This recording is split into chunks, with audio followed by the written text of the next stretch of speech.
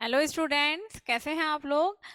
आप लोगों की डेट शीट आ चुकी है ट्वेल्थ वालों की, है ना। आज तो टेंथ वालों की भी गई है, लेकिन मैंने बता दिया था, एक्सप्लेन कर दिया था टेंथ वालों का, तो है ना। एक बार ट्वेल्थ वालों का देखिए, date sheet twelfth board exam 2025। देखो 17 फेब से है ना स्टार्ट है। फिजिकल का है, फिजिकल एजुकेशन का एग्जाम है।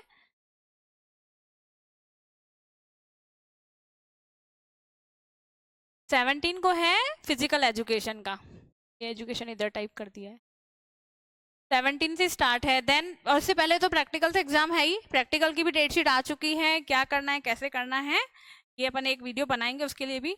अब देखिए 21 को है फिर फिजिक्स, 21 फेब को फिजिक्स, 27 फेब को है केमिस्ट्री का पेपर है, 8 मार्च को है मैथ्स, और 11 मार्च को है इंग्लिश का, और 25 मार्च को है बायो का।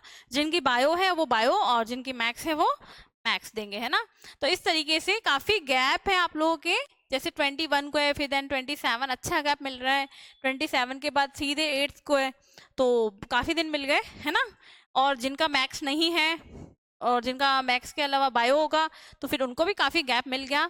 11 को इंग्लिश है, इंग्लिश का इतना लोड है नहीं, है ना। इजी सा पेपर है, अगर आप 2 दिन भी अच्छे से करोगे तो इंग्लिश हो जाएगी, है ना। तो इस तरीके से पेपर आपका इस अकॉर्डिंग होंगे। डेट शीट आ चुकी है, और अच्छे से तैयारी करो, है ना। काफ़ी टाइम मिल जाएगा, लेकिन ऐसा नहीं है कि आप सोचो कि हम सिर्फ एग्जाम में ही पढ़े, उन 8-10 दिनों में ही हो जाएगा हमारा। पढ़ना तो आपको पहले ही पड़ेगा, और अगर अभी भी स्टार्ट नहीं करा है तो कर दो अपनी स्टडी स्टार्ट। अब देखिए इसके आगे, और आप लोगों को देखो करना क्या है। एक तो अभी प्री बोर्ड स्टार्ट हो गए हैं ना, प्री बोर्ड चल ही रहे हैं। तो कई बच्चों का क्या होता है, वो सोचते हैं कि प्री बोर्ड में तो क्या है, हम जैसे भी पढ़ लेंगे, हम तो एग्जाम में पढ़ेंगे, मेन बोर्ड एग्जाम में पढ़ेंगे, है ना। तो ये माइंड में जो साइको है ना, जिसकी इतना मतलब कि हम तो बोर्ड्स में ही पढ़ेंगे, अभी पढ़ के क्या, ऐसा नहीं है ना। अभी पढ़ोगे तो आपको बोर्ड एग्जाम में फायदा होगा। अभी पढ़ा हुआ होगा, प्री बोर्ड में कम आ गए कोई बात नहीं, बोर्ड में आपके अच्छे आ जाएंगे, है ना। कई बच्चों के होते हैं ना, प्री बोर्ड्स में कम आते हैं और बोर्ड एग्जाम्स में अच्छे आ जाते हैं मार्क्स। क्यों आते हैं? क्योंकि वो सेकंड डिवीजन हो जाता है ना उनका। प्री बोर्ड तो आप फर्स्ट टाइम आपने कोर्स किया है, आपने एक बोर्ड एग्जाम दिया है ना। प्री बोर्ड होता है इसलिए है कि आप लोगों को एक आइडिया आ जाए कि कैसे देना है बोर्ड पेपर। और ये अगर बच्चे सोचते हैं कि हम प्री बोर्ड में नहीं पढ़ के हम बोर्ड एग्जाम में करें, तो फिर आप लोगों का बोर्ड में समझो आपका रिजल्ट अच्छा नहीं आएगा, है ना। इसलिए प्री बोर्ड को सीरियसली, है ना, अच्छी तरीके से बिल्कुल सिंसियरिटी से आपको देना है और पढ़ना है ना। अपना जितनी मेहनत कर सकते हो आप अपनी मेहनत में कोई कमी मत रखो, ठीक है। अब देखिए दिसंबर में जैसे प्री बोर्ड होता है ना, प्री बोर्ड चल ही रहे हैं बच्चों के, सिलेबस आपको पूरा कंप्लीट करना है ना। सिलेबस कंप्लीट करना है विथ प्री बोर्ड के साथ में। ऐसा नहीं है कि प्री बोर्ड चल रहे हैं और हमें पढ़ना नहीं है। अच्छे से दोगे, हम सीरियसनेस से देंगे ना कि हमें प्री बोर्ड में करना है, अच्छा रिजल्ट चाहिए और पूरा सिलेबस करना है। ऐसा नहीं है सेलेक्टेड चैप्टर कर लिए, ऐसा नहीं है ना। आपको पूरा करना है ताकि आपका बोर्ड एग्जाम, क्योंकि बोर्ड और प्री बोर्ड में भी ज़्यादा टाइम तो रहेगा नहीं भाई। बोर्ड एग्जाम भी क्या है, आ गया ना फरवरी से ही। तो अब अभी दिसंबर, दिसंबर यानी आपका सिर्फ जनवरी का मंथ है। आपको अपनी प्रिपरेशन, क्या जनवरी में 1 मंथ में हो जाएगा क्या आपका पूरा कोर्स? नहीं हो पाएगा। इसलिए आप लोग अभी से ही, है ना, अभी से ही अपनी पढ़ाई पे आप मान के चलो, पूरे हमारे पास 2 मंथ मुश्किल से हैं, ठीक है। 2 मंथ मान लो, मैक्सिमम 2 मंथ ही है हमारे पास। कुछ भी एक्स्ट्रा ना दिन बचे हैं ना क्या, ठीक है। तो 2 महीने में आप पूरा कोर्स करोगे, फिर उसका रिवीजन भी तो चाहिए, सिर्फ कोर्स कंप्लीट करने से थोड़ी है। तो अगर आपका कोर्स अभी हो जाता है प्री बोर्ड में, है ना, यही लिखा है कि प्री बोर्ड में आपको क्या करना है, अपना कोर्स पूरा करना है। और फिर जनवरी में आपको क्या करना है, देखो ये मैं एक स्ट्रेटेजी बता रही हूँ आप लोगों को, है ना। एग्जाम में आपको करना क्या है, आपका कोर्स हो गया कब, दिसंबर में। प्री बोर्ड के हमने एग्जाम दिए, पढ़ के दिए, अच्छे से दिए, पूरा कोर्स आपने पढ़ा, एग्जाम भी दे दिया, ठीक है। फिर आया जनवरी। जनवरी में आपने क्या करा, जो भी आपका फाइल रिकॉर्ड है, केमिस्ट्री की फाइल है ना, फिजिक्स की, बायो की, जो भी फाइल रिकॉर्ड है, वाइवा है, क्योंकि जनवरी में क्या है, प्रैक्टिकल्स, है ना, प्रैक्टिकल्स है ना। तो वो सारी चीज़ों में आप लोग लग जाओगे जनवरी में। फिर टाइम रहता है तो आपको सैंपल पेपर्स करने हैं, पीवाईक्यू करने हैं। ये क्यों करने हैं, इससे ही तो आपको आइडिया आएगा कि आपको कितना आ रहा है, आपको कितना नहीं आ रहा है। हमने एक टॉपिक कर लिया, अब हमने हमारे हिसाब से तो अच्छा कर लिया है, लेकिन जब हम पीवाईक्यू देते हैं या सैंपल पेपर सॉल्व करते हैं तो हमें काफ़ी डाउट्स आते हैं ना। फिर हमें वो चीज़ें कई बार माइंड में क्लिक ही नहीं होती कि अरे ये कैसे करना है। तो इसलिए रटना तो है नहीं, साइंस ऐसा सब्जेक्ट नहीं है कि हम रट सकते हैं।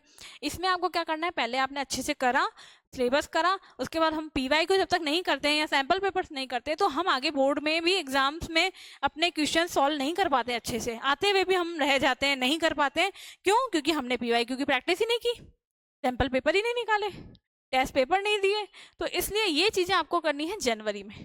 और ये कब करनी है? सबसे पहले आपको कोर्स कंप्लीट करना है। सिलेबस नहीं किया हुआ होगा और आप सोचो मैं डायरेक्ट पीवाईक्यू पे आ जाऊंगा, तो ऐसे तो होगा नहीं, है ना। पीवाईक्यू तभी तो कर पाओगे जब आपको पता होगा, मेथड पता होगा, सिलेबस पता होगा, आपने पढ़ा होगा, है ना। पढ़ाई नहीं है तो क्या पीवाईक्यू करोगे? ठीक है, इतना आपको करने के बाद अब देखो टाइम टेबल अगर आपको देखा जाए तो आपको टाइम टेबल कैसे बनाना है। एक तो अब उठने लग जाओ जल्दी, है ना। कई बच्चे लेट उठते हैं, है ना, कईयों की हैबिट, लेट नाइट्स होते हैं, लेट उठते हैं। अगर लेट उठते हो तो फिर रात को आप पढ़ो, है ना, या तो डे नाइट स्टडी करो या अर्ली मॉर्निंग पढ़ो। तो जो भी आपका टाइम टेबल है, मैंने तो ऐसे बनाया है, आपको जो भी सुटेबल लगता है ना। लेकिन इस तरीके से आपको पढ़ना है। कैसे? जैसे सपोज आप 5 बजे तो उठ ही जाते हैं सभी, 5 सवा 5 तक उठ जाते हो, है ना। लेकिन जो लेट नाइट स्टडी करते हैं ना, वो नहीं उठ पाते 5 बजे, तो उनका फिर मैंने इसलिए 6 अराउंड ही रख लिया है ना। वैसे आप लोग 12 बजे तक पढ़ो रात को, 12 या 12:30 तक, उसके बाद सो जाओ, है ना। क्योंकि ज़्यादा लेट पढ़ोगे ना तो फिर नींद भी नहीं आएगी, नींद नहीं आएगी तो माइंड अपना फ्रेश नहीं होगा। इसलिए आप मान के चलो अपन ने 5:30 उठे या 5 बजे उठ रहे हैं, ठीक है। अपन ने अपनी बॉडी को भी देना है थोड़ा टाइम, है ना। वॉक कर लिया, थोड़ा रेस्ट कर लिया, थोड़ा चीज़ों को रिकॉल करें, बैठेंगे करेंगे अपना आधा 1 घंटा अपना, मतलब 6 o'clock आप प्रॉपर बैठ गए, है ना। अब 6 बैठ रहे हो, 5:30 बैठ रहे हो, आप अपने अकॉर्डिंग देख लेना। वो तो एक सब्जेक्ट आपको लेके चलना है अपना, कि मुझे ये सब्जेक्ट करना है। और कौन सा सब्जेक्ट करना है? जो सब्जेक्ट आपको हार्ड लग रहा है, जिस सब्जेक्ट में आपको लग रहा है कि मुझे ज़्यादा नीड है पढ़ने की, ये मेरा वीक सब्जेक्ट है ना। भाई सब्जेक्ट एक तो स्ट्रांग होता है, कई सब्जेक्ट अपने अच्छे होते हैं, है ना।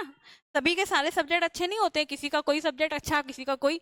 तो जो आपका वीक सब्जेक्ट है उसको आपको पहले लेके चलना है। मॉर्निंग में अच्छी पढ़ाई होती है, इसलिए सुबह सुबह आपको ऐसा सब्जेक्ट लेना है जिससे आपको क्या हो, पढ़ाई अच्छी दिमाग में बैठेगी। और जो सब्जेक्ट आपको नहीं आता है वो ही लेना है, ताकि आपको प्रॉब्लम नहीं आएगी उस सब्जेक्ट में। फिर 9 to 3 जो भी आपका स्कूल टाइम है, कईयों का 9 नहीं है, 8 o'clock है, जो भी अपने अकॉर्डिंग देख लेना ये आगे पीछे। फिर 8 o'clock जाओगे तो 2 o'clock आ जाओगे, है ना। टाइमिंग आवर्स तो वही लिखा है मैंने, स्कूल आवर्स। अगर 9 बजे जा रहे हो तो 3 बजे आ रहे हो, अगर सुबह 8 बजे जाओगे तो 2 बजे तक आ जाओगे, ठीक है। तो ये तो स्कूल टाइमिंग हो गया आपका, इसको छोड़ो। फिर 4 to 6, जबकि अभी स्कूल तो बच्चे जा ही नहीं रहे 12th में प्री बोर्ड के बाद, लेकिन फिर भी मैंने ये टाइमिंग रख लिया है कि आप लोग अगर जाते भी हो तो, है ना, प्रैक्टिकल्स वगैरह के लिए। 4 to 6 फिर आपने दूसरा सब्जेक्ट ले लिया। दूसरा मतलब जैसे आपने सुबह केमिस्ट्री ले लिया, आपको केमिस्ट्री हार्ड लग रहा है, या मैथ्स ले लिया, फिर सेकंड सब्जेक्ट आप ले लो, इसमें आप फिजिक्स ले लो या बायो ले लो, है ना।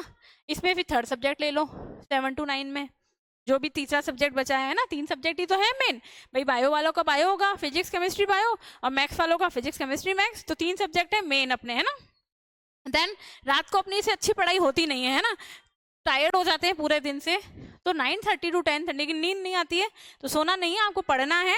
ऐसा नहीं है पढ़ाई भी नहीं कर रहे हैं और सो भी नहीं रहे, और है ना।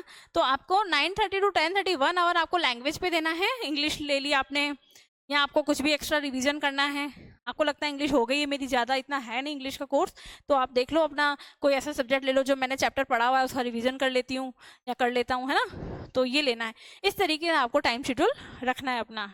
अभी एग्जाम्स टाइम स्टार्ट हो ही चुके हैं, अब आपको ऐसे पढ़ना है। फिर देखिए कुछ गाइडलाइन है ना, इंपॉर्टेंट गाइडलाइन कि आपको क्या कैसे करना है। आपको हार नहीं माननी है, यानी do not lag behind, now it's a time to give maximum. आप अपना ज्यादा से ज्यादा, मैक्सिमम से मैक्सिमम दो। आपको अपना क्या करना है, लैग बिहाइंड, पीछे नहीं हटना है ना। आपको आगे अपना मैक्सिमम देना है और आगे की तरफ ही बढ़ना है, आगे ही सोचना है। यूं नहीं कि अभी नहीं पढ़ रहा या मेरे से नहीं होगी, ऐसे कुछ भी थॉट्स आपके माइंड में नहीं आने चाहिए। फिर है follow the subject follow subjects weightage guideline, मतलब क्या करना है, आपको सब्जेक्ट वैसे लेना है, सब्जेक्ट में भी चैप्टर्स वैसे लेने हैं जैसे कोई चैप्टर है ना, जैसे कीटोन है, एल्डिहाइड है, अगर वो ज़्यादा मार्क्स का नहीं है तो उसको आप बाद में कर लो, है ना। जो आपका जैसे हाइड्रोकार्बन है, कोऑर्डिनेट है, जो भी जो चैप्टर्स का जो वेटेज आपका गिवन है, इसमें क्या चाहे बायो हो या चाहे मैथ्स हो, सभी का आपको वेटेज पता है सारे चैप्टर्स का। तो पहले फर्स्ट ऑफ ऑल आपको क्या करना है, जो ज़्यादा वेटेज के हैं, है ना, जिसका वेटेज ज़्यादा है आई, है ना, मतलब जो ज़्यादा स्कोरिंग है, जिसमें ज़्यादा मार्क्स है जिस चैप्टर के, उस चैप्टर को पहले लेना है आपको। वेटेज ऐसे नहीं आप किसी चैप्टर का 2 ही है वेटेज, 2 ही मार्क का कोई क्वेश्चन आएगा और आप उसको लेके बैठे हो 8 दिन से 7 दिन से, ऐसे नहीं करना है ना। आपको वो चैप्टर्स पहले लेने हैं जिसका वेटेज ज़्यादा है, उसको ज़्यादा टाइम देना है, ठीक है, ताकि क्या होगा कि आप एटलीस्ट वहाँ से क्वेश्चन तो अच्छे से कर पाओगे। अब आप 2 नंबर वाले चैप्टर को इतना टाइम दे रहे हो और जिसमें से 10 नंबर के क्वेश्चन आएंगे, 10 मार्क का क्वेश्चन आएगा, कोई 10 मार्क का वेटेज है, मतलब एक क्वेश्चन 10 मार्क का तो नहीं आएगा, लेकिन 2-3 क्वेश्चन आ जाएंगे, टोटल 10 मार्क कवर कर रहा है वो चैप्टर, तो उस चैप्टर को आपको ज़्यादा टाइम देना है, ठीक है, वेटेज के अकॉर्डिंग पढ़ना है। Priority syllabus completion before exam date, आपको प्रायोरिटी क्या होनी चाहिए, एग्जाम डेट से पहले आपका सिलेबस कंप्लीट होना चाहिए। सिलेबस तो क्या होना चाहिए, रिवीजन भी हो जाना चाहिए, और रिवीजन के साथ पीवाईक्यू और सैम्पल पेपर्स भी आपके कंप्लीट हो जाने चाहिए।